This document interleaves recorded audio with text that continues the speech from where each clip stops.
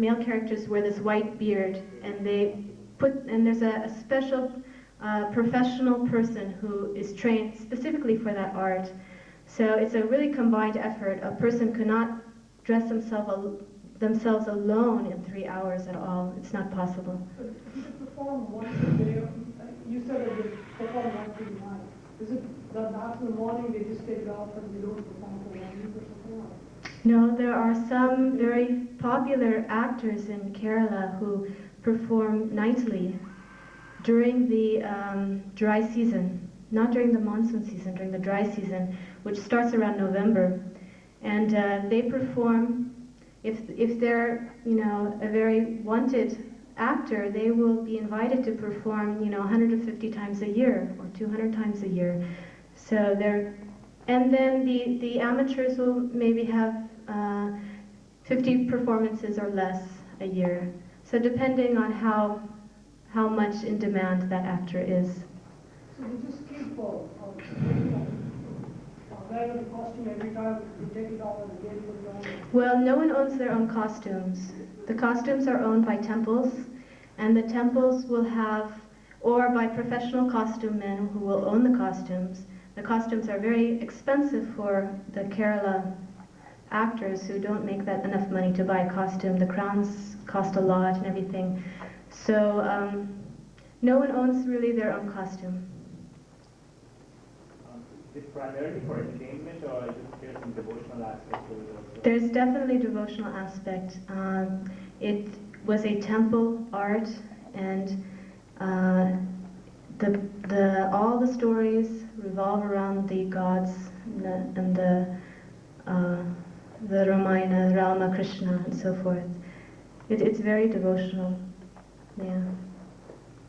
Even now, they are performed only in temple theaters? Or? No, now they are performing both in temples, and they are performing, a new thing has come up called the Kathakali clubs, where different cities and also small towns will get together and have monthly a Kathakali performance, and those performances generally last only about 3 hours, and they're not all night. They start around 6:30 and around 9:30, 10.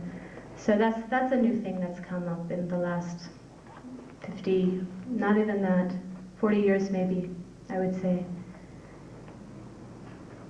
Yes? Does it have like two versions, like masculine and feminine version also?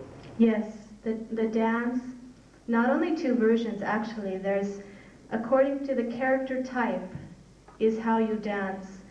The woman character is of course very graceful.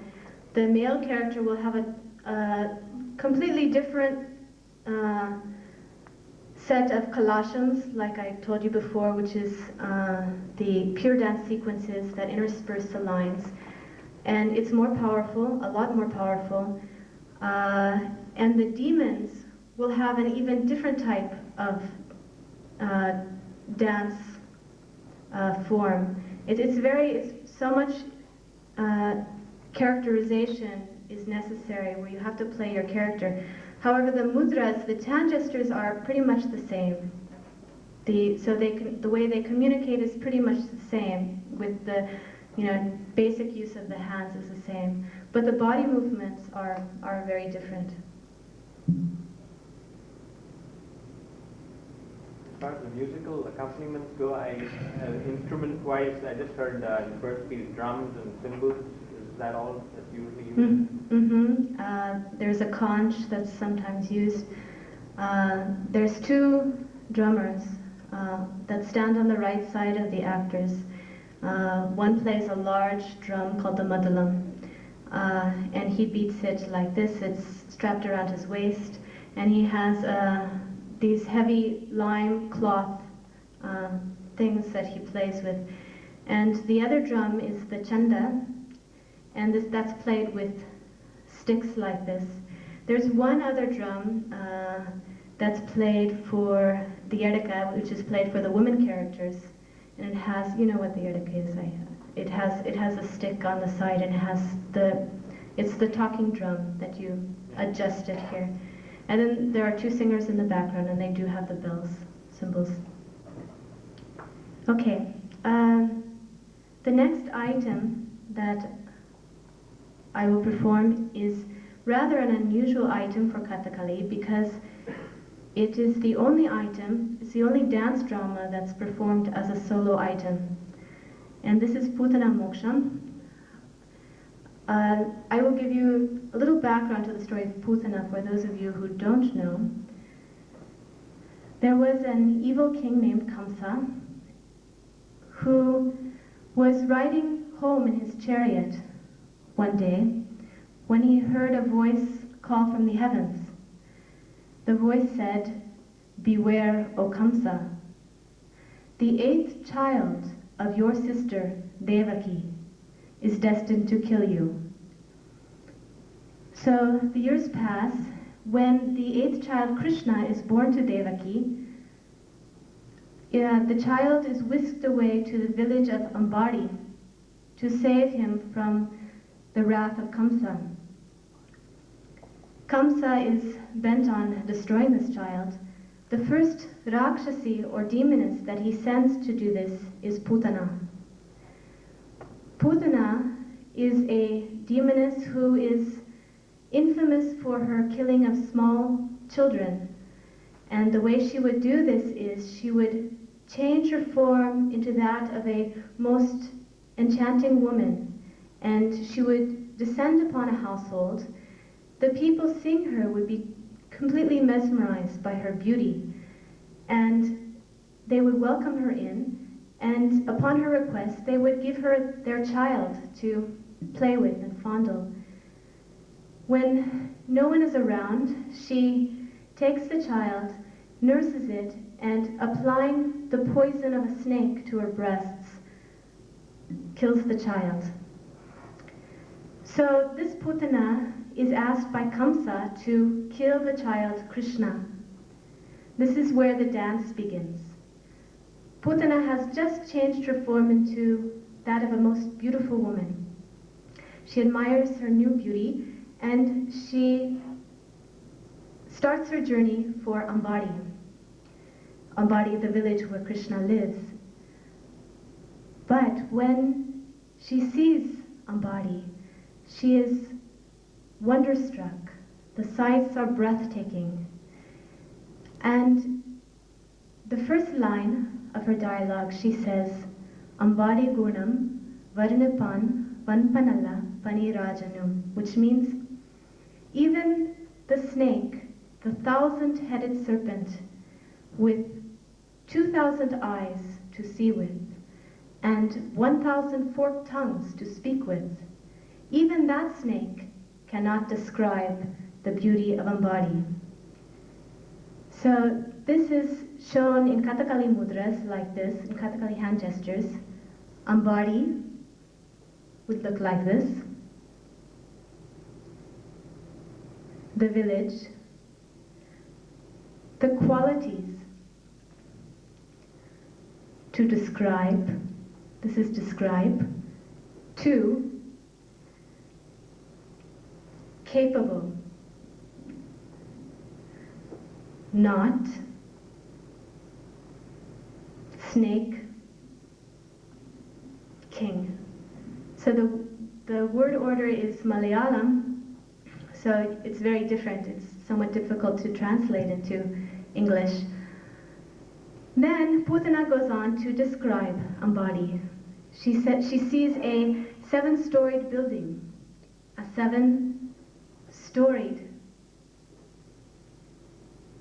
building, shining like a jewel in beauty. She sees a shimmering shore. She sees water flowing by the flower garden,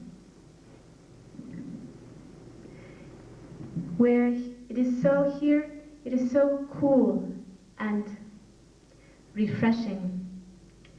This ends this stanza, and it ends with the Kalasham, the pure dance sequence.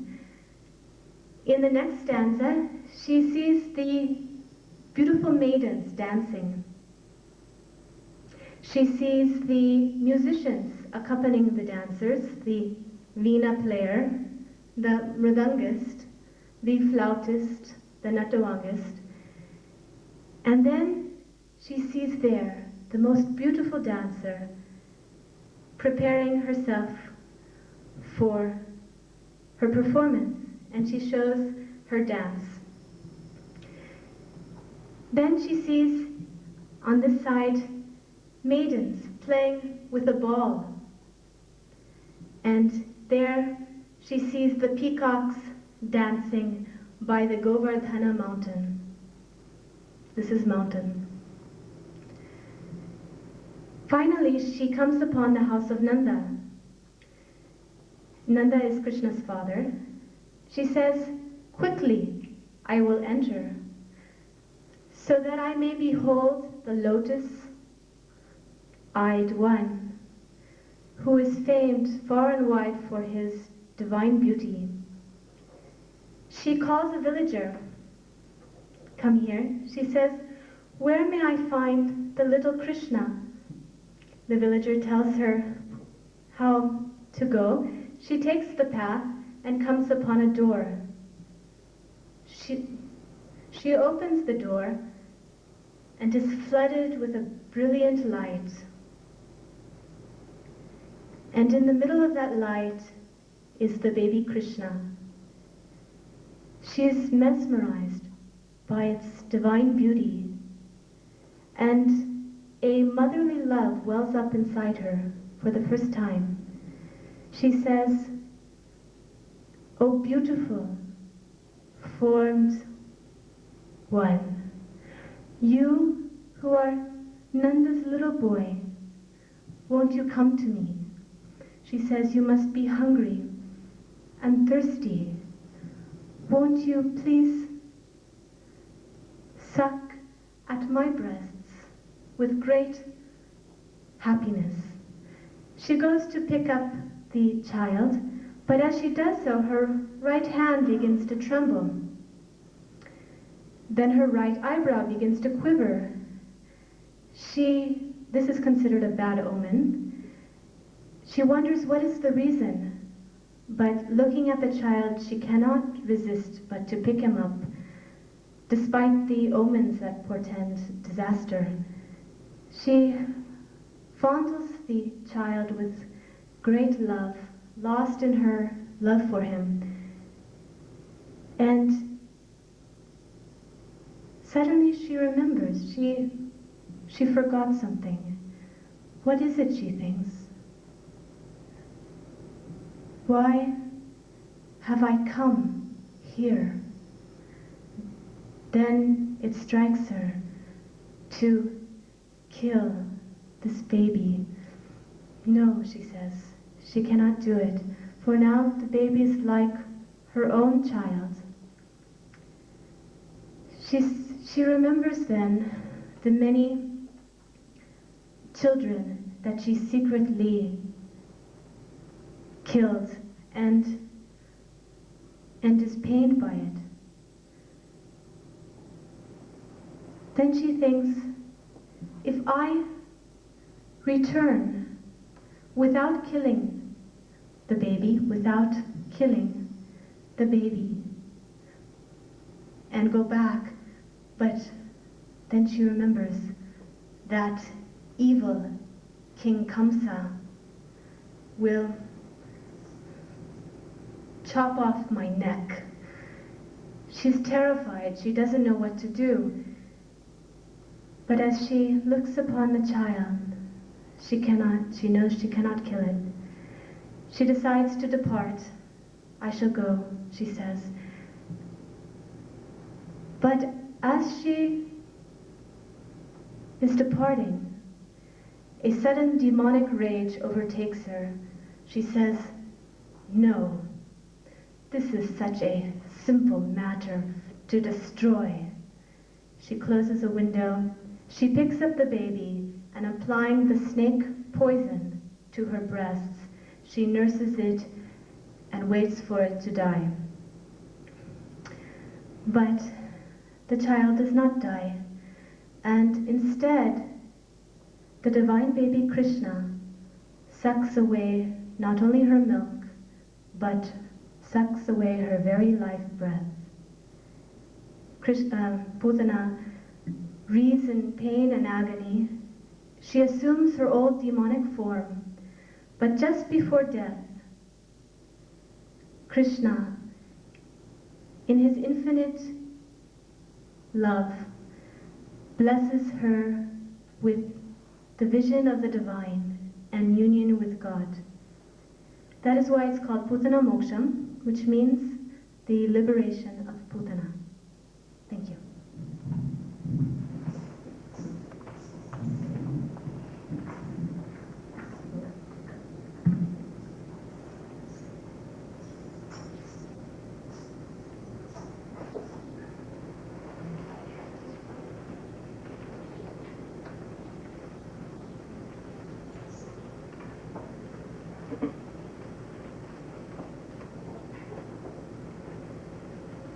Kanal kannigal mauli ratna galiga